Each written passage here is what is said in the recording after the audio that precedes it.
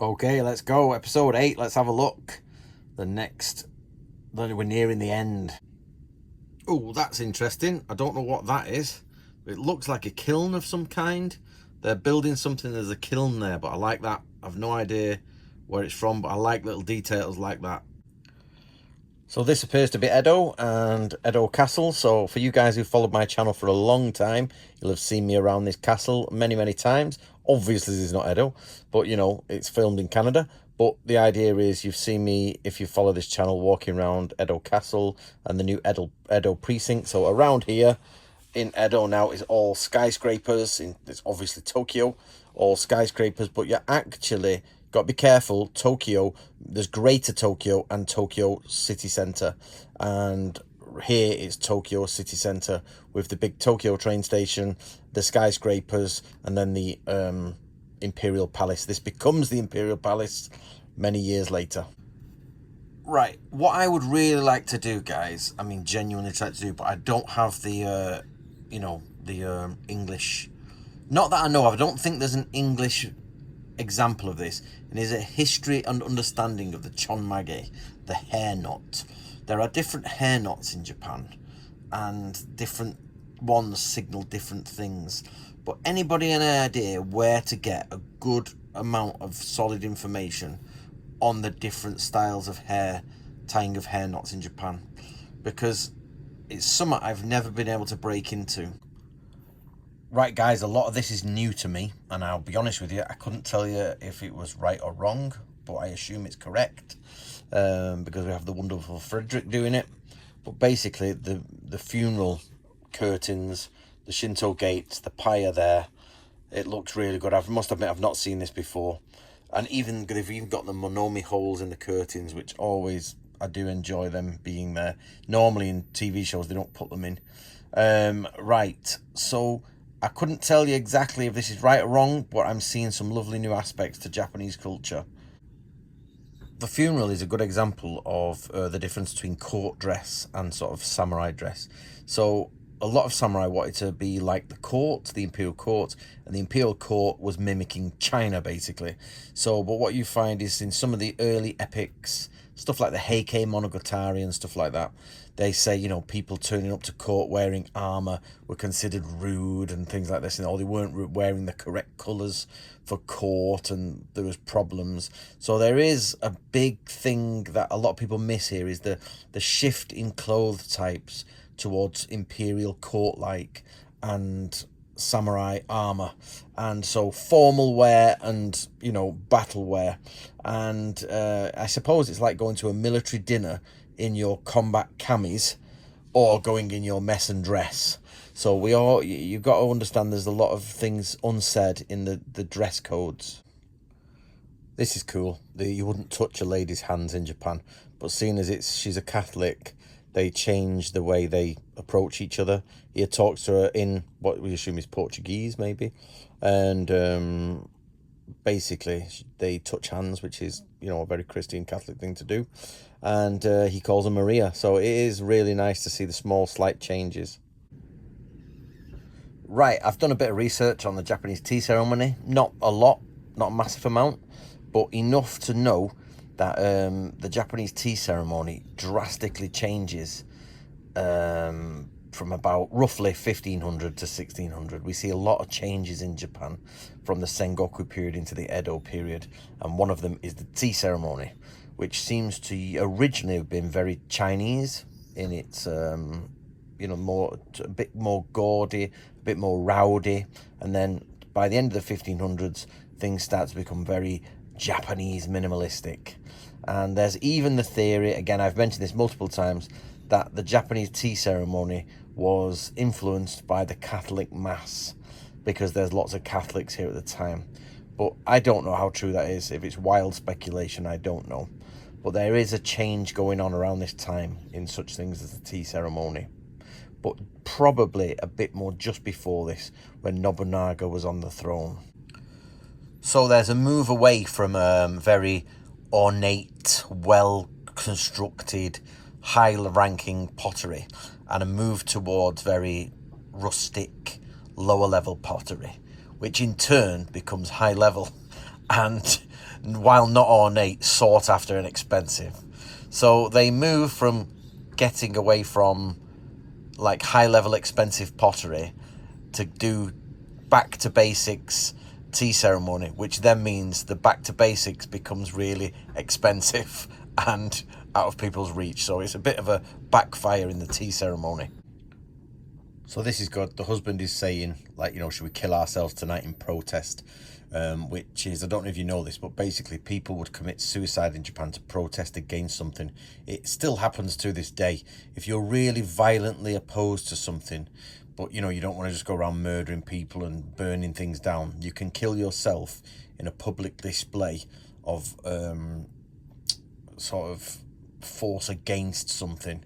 So protest against it with your own violent death by seppuku or suicide.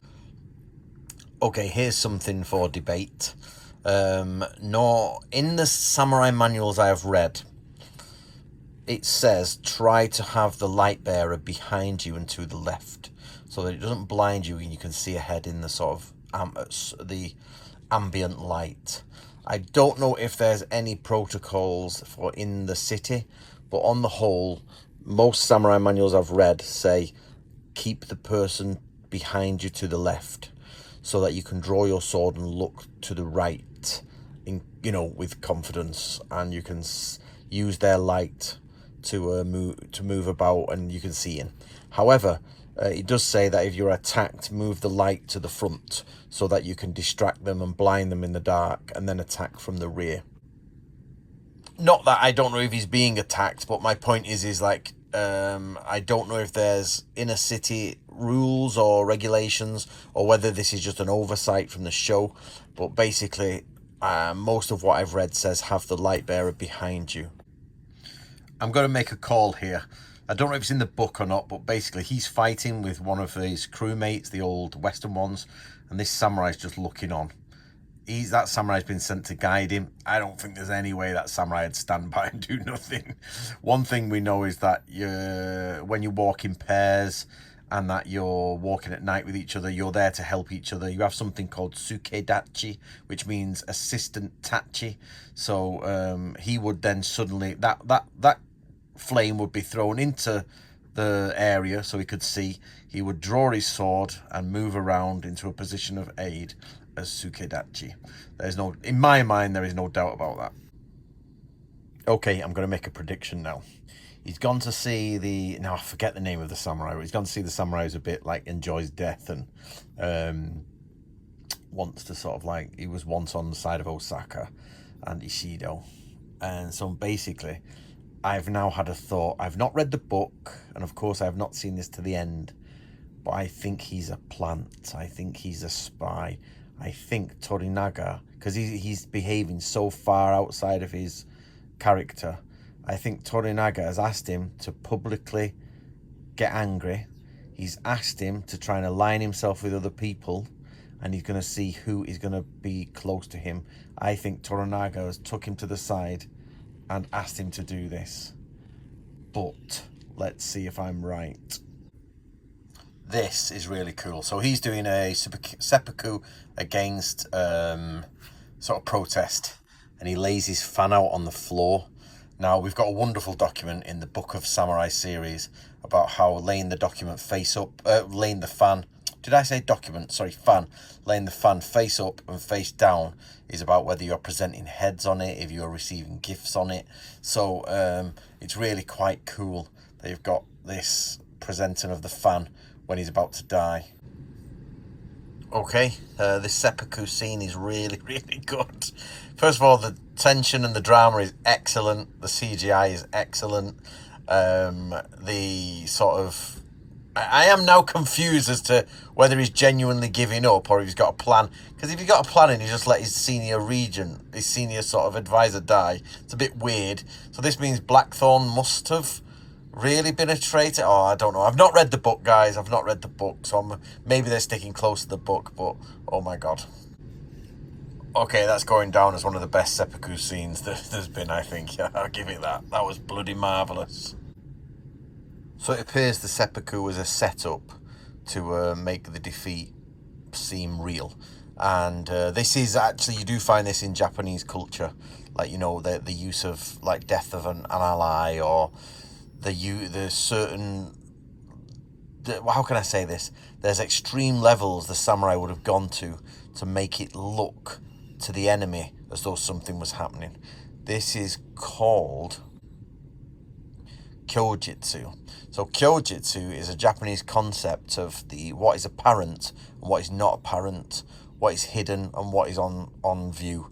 So Kyojitsu is something that is used often in Shinobi no Jutsu, and the idea is you put something forward that isn't real but looks real and appears real but isn't real, and it makes everyone makes decisions in the reverse. So this is quite a good. I just can't believe the pilot is not in on this, because otherwise his character seems to have just got crap. Okay guys, there we go. So I am confused at Anjin's character, but again guys, I've not read the original book. They might be sticking to the original book, and that's not their fault, that's just the character. But I don't know. Let me know if you know if it's different to the book. But I assumed he was never going to give in, because otherwise the story wouldn't really work. But I just assumed Anjin was on his side and was a plant, because he's gone to Anjin on the side and made a deal. But maybe no, maybe no. Right guys, what do you think? I'm going to leave you with a quick message now about my other channel, so make sure you watch it, and don't forget, today is the day that the Book of Bushido came out on Audible.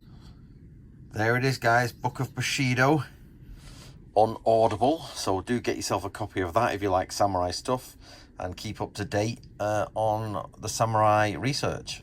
Thank you for watching this video. My name is Anthony Cummins. If you want to follow me online, you can follow me on YouTube on Samurai and Ninja History with Anthony Cummins, where I'll deal with all the history of the samurai and the ninja. You can follow me on Samurai Martial Arts Real Training. This is where you'll get only the physical, you'll get only the martial arts. You can follow me on Natori Ryu, where I teach and show all the different strategies and warfare related to the Natori family. Now outside of this, I also do some other things, so you can join me on Western Culture and Tradition, where I look at the little bits of information from the West, our folklores, our customs. You can also join me on Warduke. This is purely a fantasy channel, a little bit of fun for me in my spare time. If you're on Instagram, you can follow me again on Samurai and Ninja History. This is my basic account. And again, getting back to the fantasy, you can follow me on the Dungeon Crawl, where I'll go through everything that's eerie, dungeon synth, and all of those fantasy elements. And finally, I put some of my art on all Space Marine chapters.